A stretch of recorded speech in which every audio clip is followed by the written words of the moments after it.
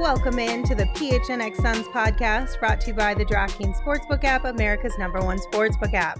Don't forget to hit that like button, subscribe wherever you get your podcasts, and leave us a 5-star review. I'm Lindsey Smith, here with Saul Bookman and Gerald Bourget. I'm so the weather makes me not want to be here. Yeah. Oh, I get it. I totally get it. I can say that. Fine. Fuck it. I don't want to be here either. It's so cloudy outside. I'd rather just be in bed right now. This is the Eric Bledsoe show. Yeah. I don't want to be here anymore. Yeah. I'm very disappointed in myself because when I was gone, I would watch the show from time to time, and every time we came on air, Espo would sit here and do this dumb shit with his head where he was like dancing to the fucking music. Side to side. And as soon as we came on air, I just did it, and I was like, I hate myself for it so bad. You felt the void that it had to be filled. Oh God, I am just gonna throw up all over the place right now. Sure, Espo's very happy. He is. It's so funny because I feel like so many times you give Espo crap about things he does that you also do, and then vice versa. He gives you crap about things that you do that he also does. I still make it look better. It's I get it, but I still find it very humorous. Okay, I'm just saying. we all know that that's what happens.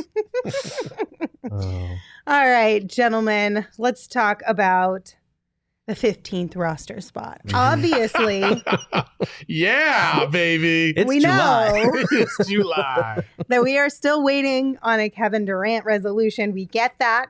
But in the event that drags out into next season, we still have another spot on this roster that the Suns probably should utilize. So Gerald did us a solid, and he wrote an article about 10 remaining free agents that the Suns could target for that 15th roster spot. So we're not going to talk about all 10, but I will share all 10 real quick, and then we can decide which ones we want to talk about together. Let's do it. Sure.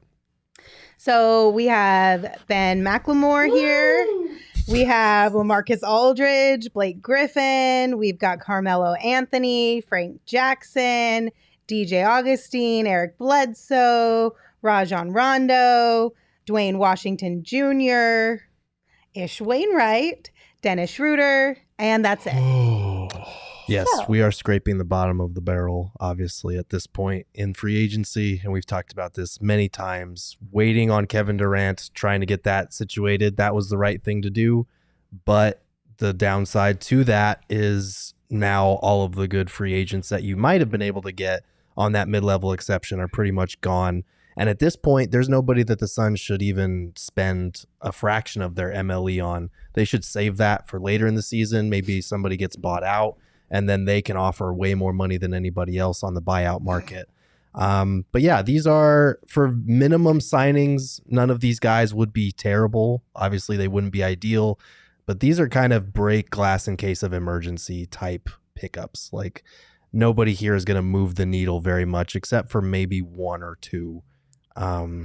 But yeah, who out of that list stood out to you guys? Because I obviously wrote the piece, so I went into detail on all of There's them. no single person on that list that intrigues me at all. I mean, if I had to say somebody, I guess maybe I would say LaMarcus Aldridge a little bit, but you just know you're only going to get 5 to 10 minutes a game from his old decrepit ass. Like Dennis Schroeder, first of all, can just. He might as well not be in the NBA as far as I'm concerned, because I don't want him by any stretch. I just do not value him at all. I think he is a horrible fit for this team. Okay. So of course the Suns will sign him, and I will have to talk about him. Okay. Why do you feel that he's a horrible fit? Yeah, because I feel like you like him, right? I mean, look, there are concerns with him for sure because he has kind of that shoot first mentality. There have been questions about his kind of just outlook, attitude. He's been dropped pretty unceremoniously by his last 2 teams, and it'll be 3 if the Rockets don't re-sign him. And he's also coming off a season-ending shoulder injury, I think, in March. So there are definitely concerns with him. But I think if you look at the point guards that are available, there aren't a ton of great options. And Schroeder is a guy, he's been a double-digit scorer every year of his career except for his rookie season. He's a guy that if you need a Payne alternative, he's someone that can do some of the same things that Payne does as far as getting downhill, driving and kicking.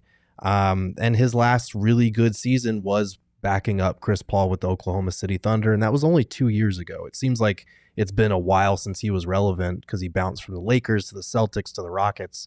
But he did have a 6 man of the year caliber season the last time he played with Chris Paul. I am not a big fan of players that don't have the ability to step back and really understand what they bring to the table and their value overall. Mm-hmm. Obviously, he completely choked away millions of dollars because he thought he was much bigger than he really was, and it came to fruition, and he lost millions of dollars. I mean, like millions of dollars. I think well over $50 million. That was catastrophic, yeah. That was one of the worst decisions in NBA history. Mm-hmm. So you put a guy like that in this scenario, and you're thinking that, okay, well, this gives us a nice backup, but typically those kind of guys, they bounce around for a reason. It's either their ego, it's the way they communicate with teammates, the way they conduct themselves. It's one of those 3. And I just do not feel strongly that Dennis Schroeder is worth a smidge of that kind of chaos. Mm-hmm. And so, and on the court, like what Gerald was saying, is that he is a very much more of a score first point guard. And in this system, while the scoring will be there, you definitely need to facilitate as much as possible too in his role.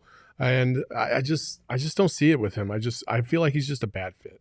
If there are literally any concerns whatsoever about ego or attitude or what he could do to the locker room, then I say don't even consider it. Right. If that's a legitimate concern, don't even consider it, because that is the last thing that this team needs. Mm-hmm. Just hard pass if that's the case. And I think if you look at the way that James Jones and Monty have kind of went about roster construction and the guys that they consider and the guys that they bring in, they're very much looking for the guys that, will work their tails off in practice, team first kind of guys. And so if they feel that Schroeder's not a good fit, I don't think they would bring him in if that was a concern for them. Mm-hmm. Also, to your point, Chris Paul.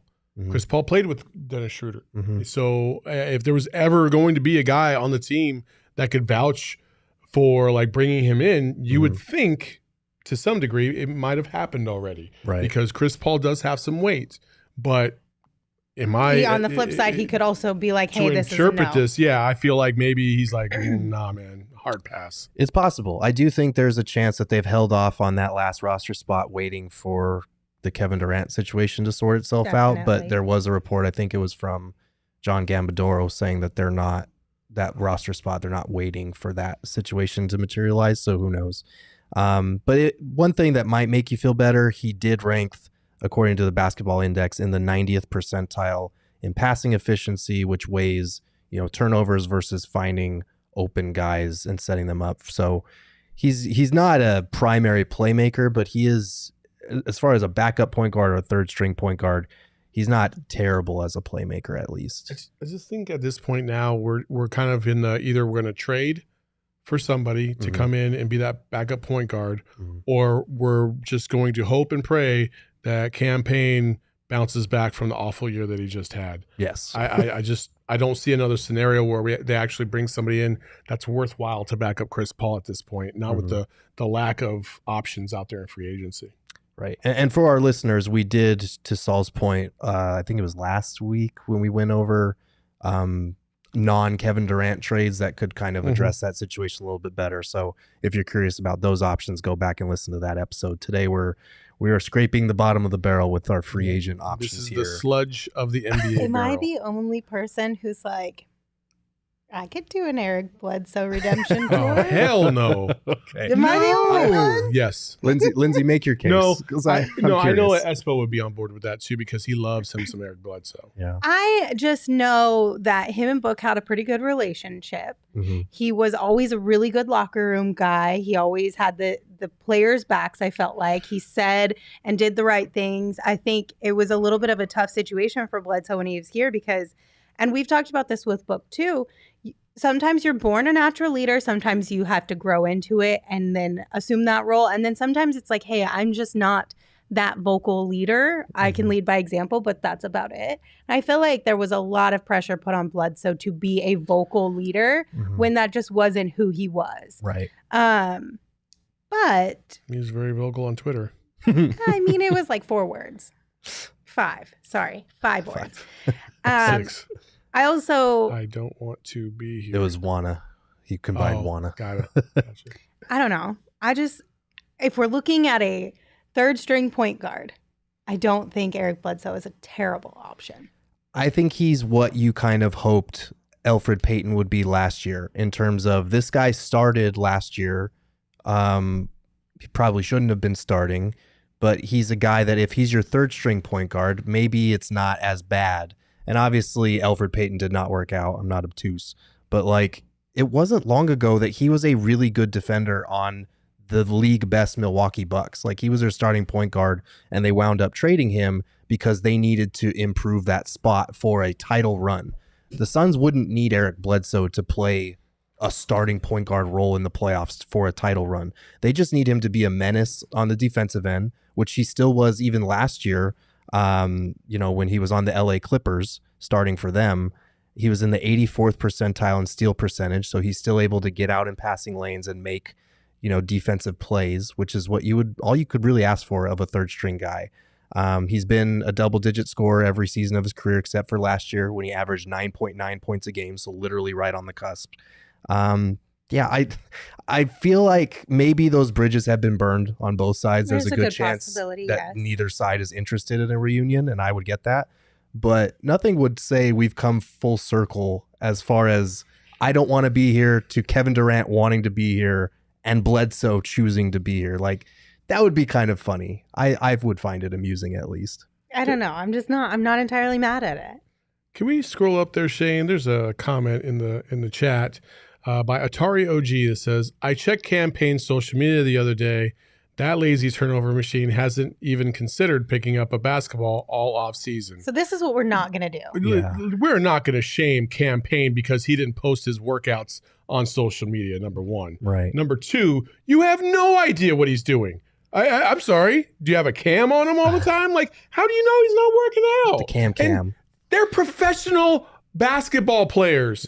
They pick up the ball a lot more often than you'd think they do. I promise you that. And I guarantee you he's putting in the work. All because he had a trash year last year doesn't mean that he's has a trash work ethic or that he's not a professional. Right. He understands what's on the line, especially this season. He's also been to places that he would never want to go back to, in like China, for instance, and basically being relegated out of the league.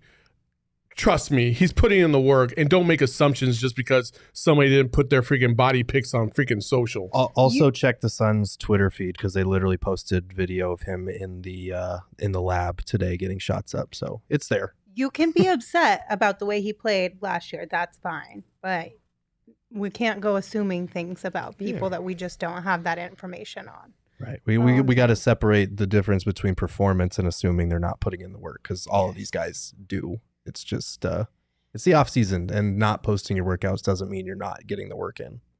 Okay, back to our regular scheduled programming. Can we circle back, because you did mention LaMarcus Aldridge? Yes, and somebody in the chat also said, "Do we still have that banner? Somebody needs to dig out that banner." I think if you're gonna get that 15th roster spot and give it to a position that's not point guard, it should be Ish Wainright. But I am kind of surprised that Aldridge is still out there. Like, he was, obviously he's a kind of a shell of his former self at this point, but he still averaged, what was it, like 12? He averaged 13 points and 5.5 rebounds, and he played about 20 minutes a game for the Nets. He shot 55% from the field, and he was in the 99th percentile as a pick and pop threat. Not bad. He's still good at what he's done his whole career. And that would give kind of the Suns another dimension to their pick and roll attack because, you know, they will be having Dario Saric back, so he brings that a little bit. But, you know, Aldridge is just a reliable guy, and it wouldn't hurt to have a guy who can score his own buckets like that coming off the bench. Do you think we can finally convince him to come here? Do you think it could happen? Well, we're going to have to call up Tyson Chandler and hire him as an assistant coach because it worked so well the last time. All right. Is there any other players on this list that you guys want to highlight? Yeah. I mean, I think the last one that I would bring up is kind of Ish Wainright is obviously on the list, but Dwayne Washington Jr. is kind of my under the radar guy that I included there. And it would be really funny if the Pacers waived Dwayne Washington Jr. to make this max cap space for DA, the Suns match DA, and then the Suns go and pick up the guy the Pacers waived. I would kind of be here for that. But he went undrafted in 2021, and he worked his way up from two-way contract with the Pacers to actually being on the roster. And he averaged just under 10 points a game and 20 minutes a night for them. He shot almost 38% from three. And he's a guy that kind of has flashed a little bit of potential as a playmaker as well. And a guy who can kind of get to the rim. So I would be interested to see I think he's 23 years old, what he could do learning from Chris Paul, because we've talked about this before. The Suns don't really have a long-term successor or a guy that they're grooming behind Chris Paul at that point guard spot. I don't know that Dwayne Washington would be that guy, but you need to devote at least one or two spots on the roster near the end to guys that, you know, you can kind of see what they have, maybe groom them up a little bit instead of all being win right now type guys. I am going to go with the one, the only Carmelo Anthony. Okay. Banana boat. I mean, you might as well go ahead and just fill the whole thing up. So I listen, if you're going to have somebody to be that 15th guy, though he doesn't play barely a lick of defense, he does give you buckets. And he can score. He can still score, even though he's old and those knees don't work the way they used to. And he can't, you know, he's not as mobile as he used to be. He can still get buckets. And, you know, when you're having to play off of guys because you have Devin Booker or hell, especially if you have KD in the fold, you have KD, Booker, and Aiden and CP3, and then you have maybe a bucket and Carmelo Anthony just sitting on the wing with nobody to guard him. Like, that's not a bad option. You know what I mean? So right. I for that reason, I would say get Carmelo. Outside of that, you know, he probably doesn't really fit the mold of what the Suns are trying to do. But again, we're talking about the 15th guy on the roster. It won't hurt. Right. In terms of like we talked about break in case of emergency, like you want that 15th guy ideally to be somebody that you can rely on. We know what Melo does at this point in his career, but he still does it really well. He shot just under 38% from three last year, and he was actually in the 90th percentile in ISO impact per 75 possessions, which measures kind of points scored on ISOs and post-up plays. So even at age, what is he, 37, 38 now? He's still able to get buckets in ISO sets, which is kind of incredible. And that's what the Suns kind of needed at times. And somebody actually made a really great point. Hello says Cam Johnson can learn some scoring moves by Carmelo. Not only him, but also McHale.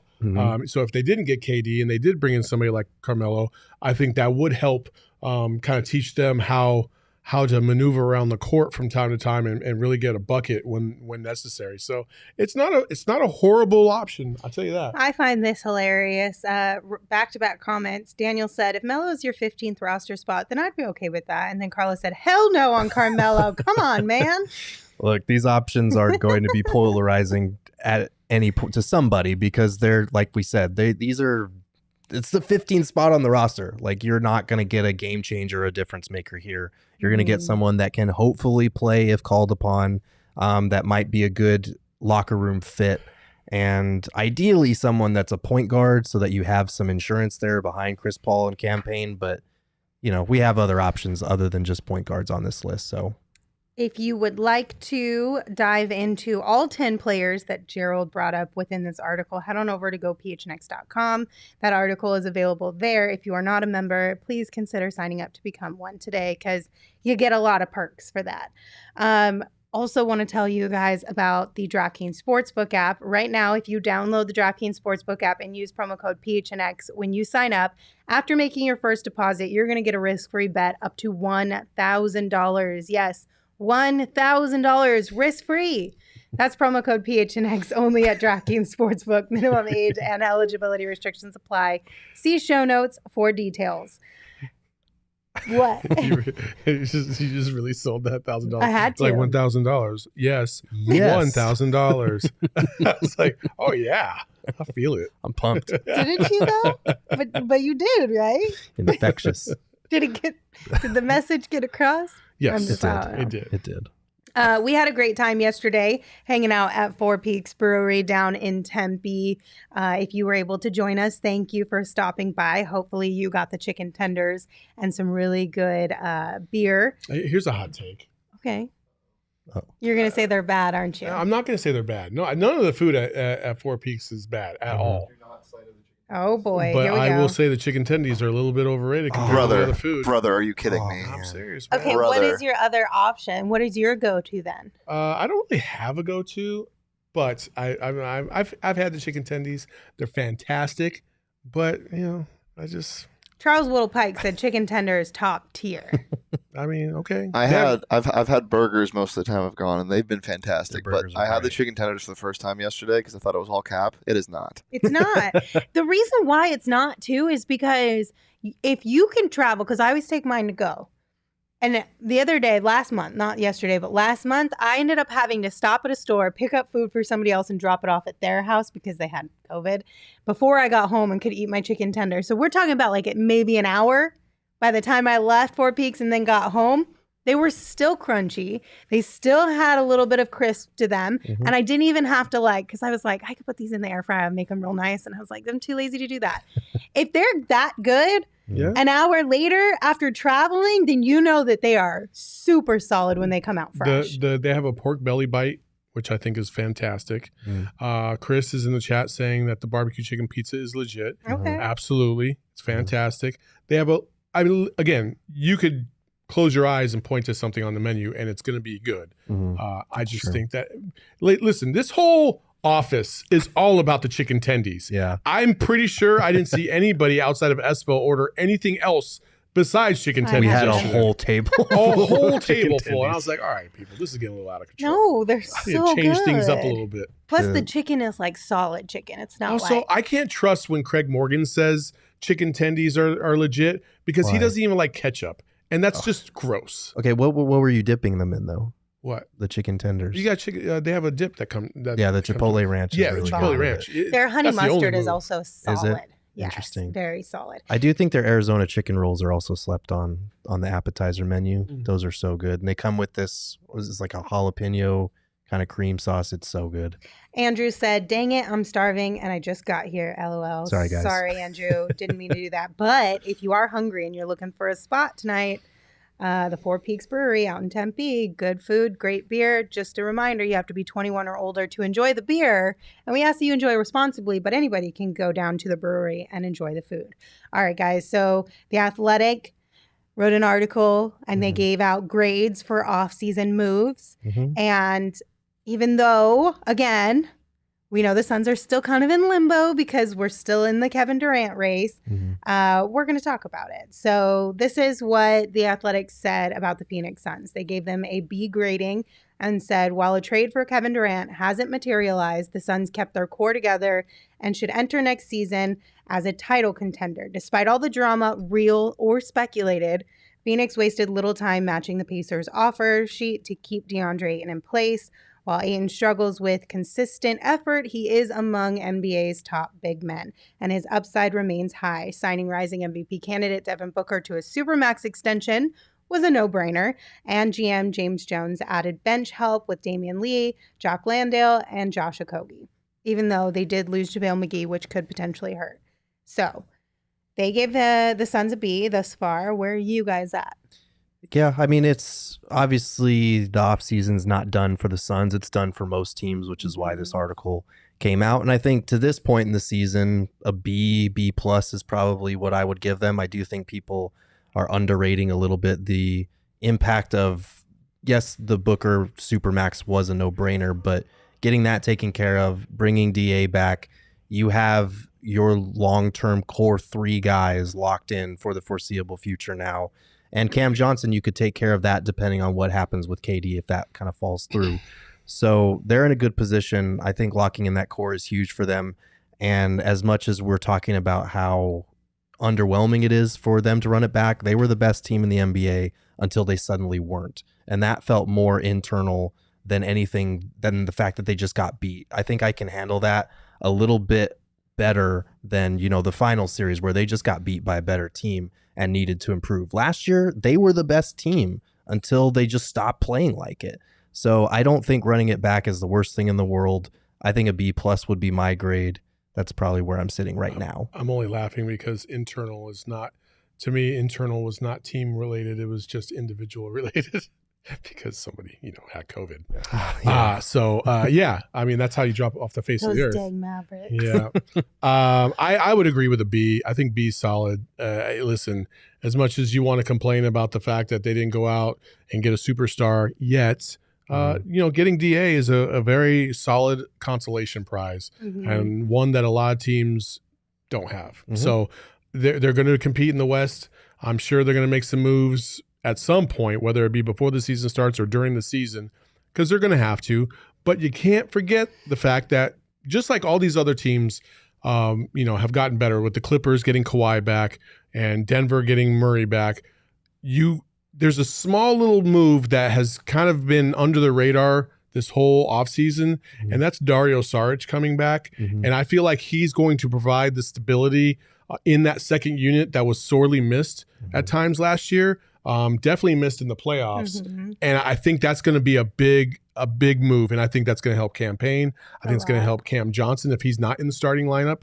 I think that's just going to be a very solid second unit. I know we like JaVale McGee, but JaVale McGee is more of a wild card because you can't play him for long stints. He can only play 10, 15, maybe 20 minutes on a great night. Typically, he's going to foul out before that.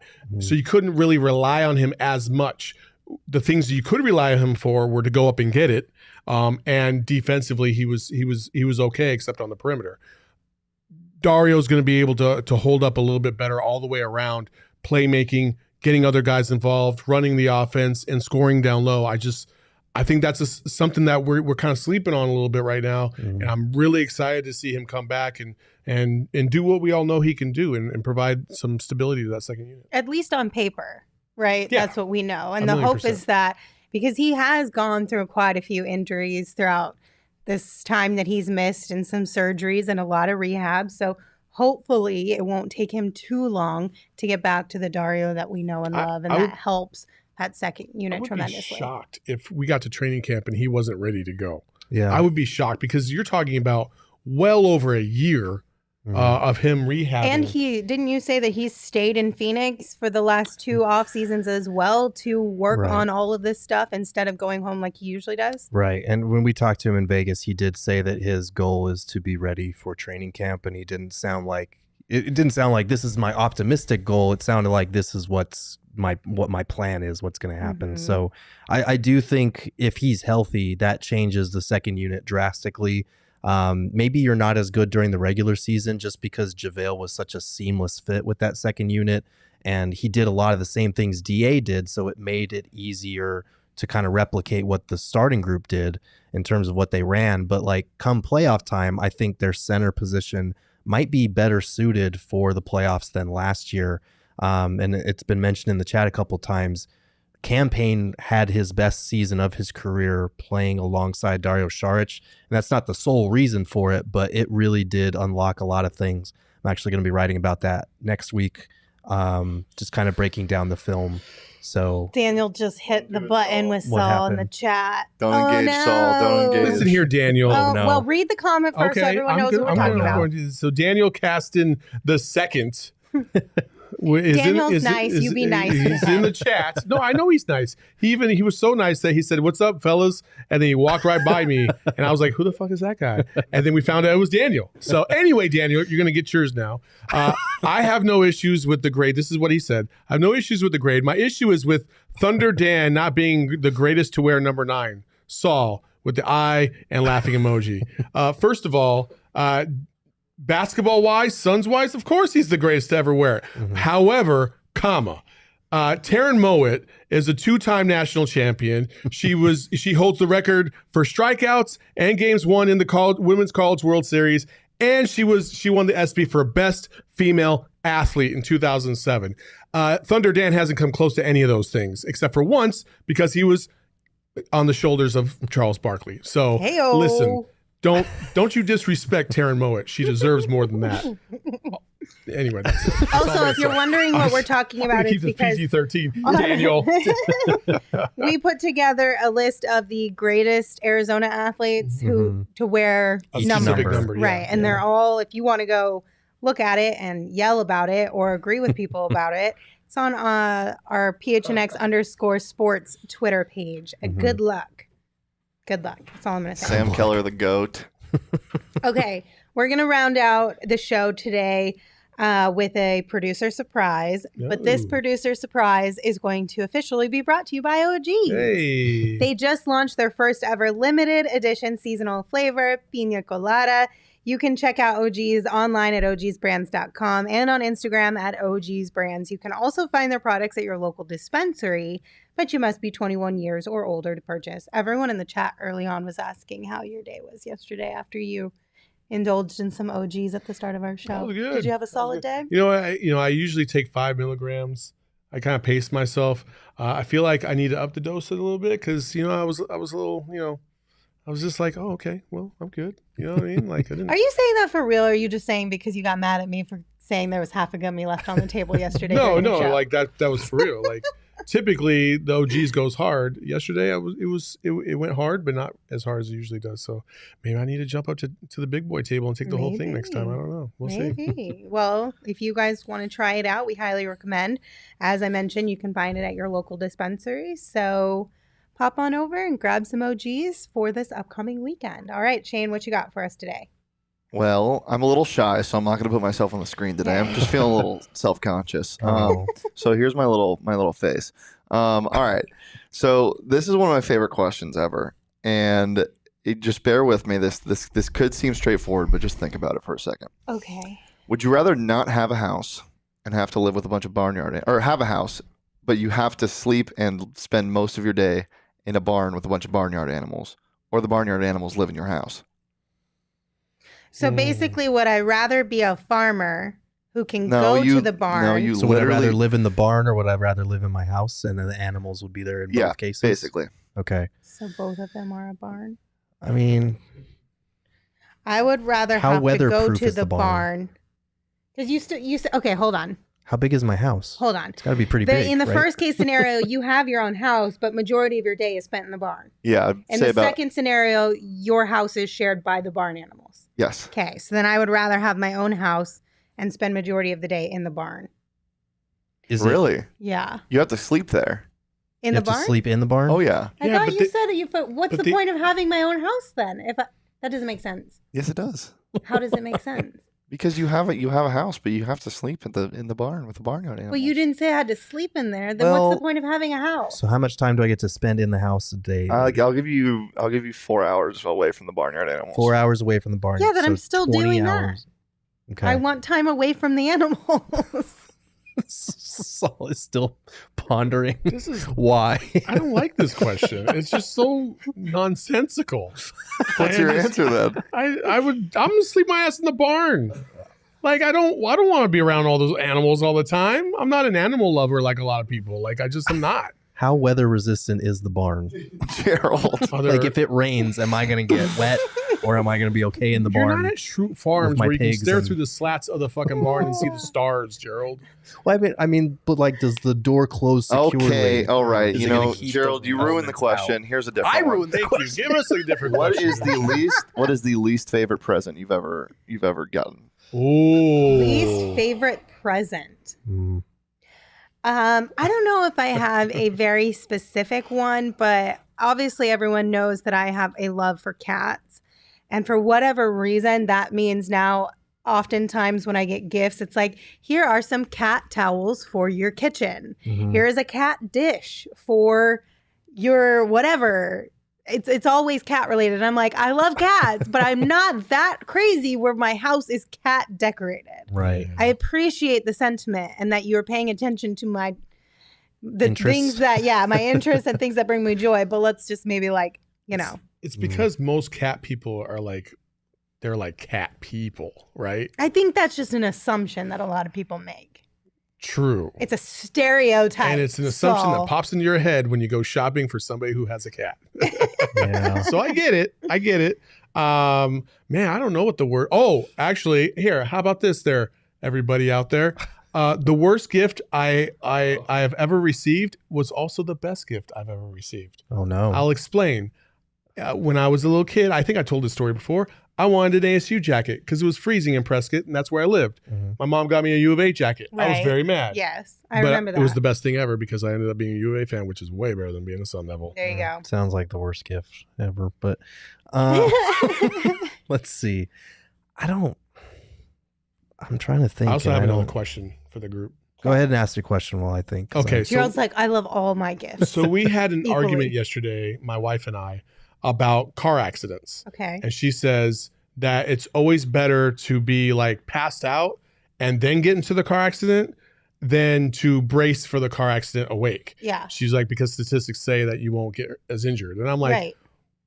what fucking statistics are there No. where people are passed out? She is legitimately 100% No, correct. I know what the statistics say, but I'm like, I said, cool.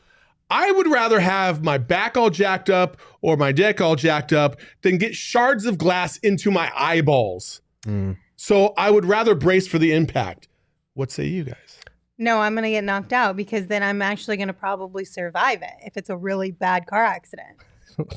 But you're like limp. You're just gonna But bam, that's right what off the makes dashboard and like but you're no, okay. That's what makes you more or less likely to be severely injured, because if you get tossed from a car and you're already passed out, you're just gonna be like bloop bloop bloop bloop bloop. Where if you're awake, you're gonna You try play and too catch much Fall yourself. Guys. Or You play way too You much. just said- No, Gerald, But you know what I she does mean? not. You're just like a little ball of jelly, like getting tossed all around, and you are a little more gentle. Like it's the difference of if you just tried to do a backflip and a gymnast tried to do a backflip. They lean into it, you're gonna fight it. That's all I'm saying. That's why there is literally a saying, you just gotta lean into it. Because when you fight things, it makes it harder. Can we go back to the bloop bloop bloop bloop part? Yeah, we can because she What? doesn't play Fall Guys because she never plays with me. Oh, that's I rude. did too. You played with me once and you said Dude, you if you hated go it. through the windshield, I don't care if you're stiff or if you're limp, you're still getting That's- jacked up. You might not survive. That's more of a Yes, splat. But than a you bloop. are more Yeah. likely to survive if you were knocked out. I mean, I like to be awake because at least maybe my reactions could help me. That's what you think, but they can't. They'll only hurt you. You don't know that, Yes, Linz. I do. Because none of the sleeping people are alive to tell you because they're all Yes, dead. they are. That go- Yes, they are. That goes back to the old adage of I want to die peacefully in my sleep like my grandfather, not screaming like the passengers in his car.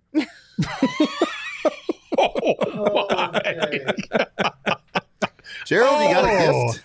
There we go. You got a gift? Do you remember now, buddy? Wow. Holy hell. I think it's probably I feel like someone got me like a PlayStation game, and I've never owned a PlayStation in my life, and they thought they were giving me a cool video game, and I was like, I can't play this. They got me like a new Madden or a new NBA 2K or something.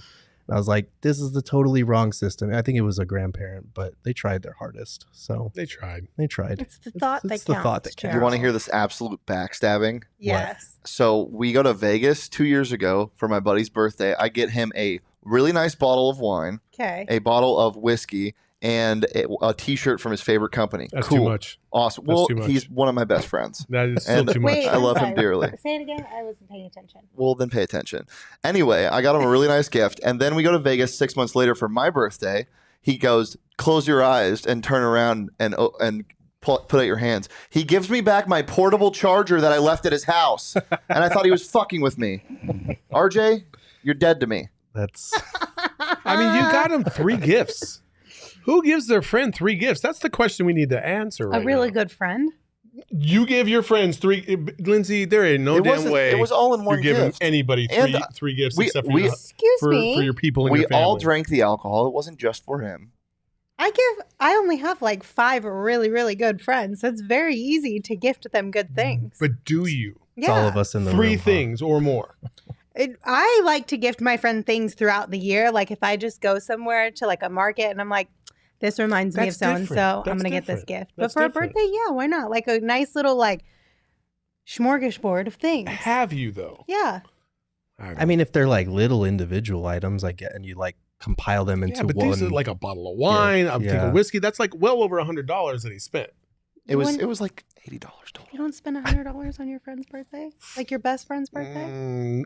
First of all, I can't remember the last time I bought a gift for anybody on their birthday outside of I my feel wife like and it kids. kind of just depends on your relationship. Sometimes That's it's true. like $20, sometimes it's 50, sometimes it's 100, and then more. Just You know depends the on last who time your I got a friends are. gift for my birthday that was outside of my I brought you a balloon, wife? sir. You're welcome. You How did. dare you forget? And one that actually had helium that I know. floated. That's true. You did. Helium is I undefeated. stand corrected. My bad. I will take my L. That is the first time in like 20 years somebody's done that, by the way. Yeah, Thanks, Linz. you're appreciate welcome. It's nice. I can't tell if you're being sarcastic or No, not. I'm being right now. dead serious. I will remember that now because I've been reminded of my failure. And yeah. Clearly, you're one of her 5 friends. Hey, there you go. I'm in the circle. I never knew it. Surprise! It's everyone in this room. Just kidding. She doesn't really like us like that. I think it just depends on your friend because there's some friends who are just like literally impossible to buy for. So it's like, let's go do an experience. Yeah. Let's go out to eat. Let me get you whatever dessert I know is your favorite type of a thing. Yeah. And those ones are both easier and harder at the same time because it's like you get to spend time together, but then it's also like, I would like to actually bring something for you that I know you're going to like, but you are literally impossible to buy for. But the cool thing about food is that like you can never go wrong. Like they can say what place they want to pick, or you know what place they love. Mhm. You take them there, order whatever you want. It's on me. Like that's the best thing to me. Like it's the easiest and also the best thing because Mhm. I'm going to be satisfied. I'm going to really like the gift, and I'm going to be appreciative. It's the triple threat. I feel like we're at the stage in life where it's food or drinks are the best birthday present for Yeah. somebody. when Hey, you at least go we've out gotten to past the dinner with underwear them. phase. Yes, When I you're a will kid. say though, like as much as giving gifts is like a pain in the butt and I hate it at times, I also really, really enjoy it. Mhm. Like there's something to be said about when you put a lot of thought behind something and you find that perfect thing for that person Mhm. and you're like, yes, I know they're going to love this. Yeah, and and it's he going to loved bring me it. so much joy And I to got see a them portable love charger back. this. Like there's My something to own. be said about that. It is All true. That right. is true. That's going to do it for today. Thank you guys for tuning in. We appreciate you. As a reminder, we want you to stay safe and healthy. And one of the best ways to do that are COVID-19 vaccines. They are free for everyone 5 and older. Those 12 and older are also now eligible for a booster. Visit azhealth.gov/findvaccine for a location near you. We'll see you guys tomorrow for our fun Friday episode. I have a feeling things might get a little bit spicy. So come with opinions. Until tomorrow, you can follow That is not me hard. That's on not hard Twitter at at all. Lindsay Smith AZ. You can follow Saul at Saul_Bookman, and you can follow Gerald at Gerald Borgay. Rock, paper, scissors. Who's going to take us Oh, home? I'll take it home. Is Take that it cool? home. Yeah, take it remember, home. folks. One of these days, I would just love if you guys would rock, paper, scissors. Do you want us to rock, paper, scissors? No, maybe tomorrow. You got All right. Remember, folks, Taryn Moa is the greatest number 9 of all time. Sorry, Dan Marley. Bye-bye. Lindsey, Gerald, Espo. Saul, pass the ball. We here to turn up the tempo. Got to understand me. I'll always rep the family. Rally in the valley like Dan G. No plan B. Always on the job. My team move like the mob. Turn the beat on. I throw it down like DA on the live. Best combo since KJ, Marley, and Charles. If you squad, just sit it.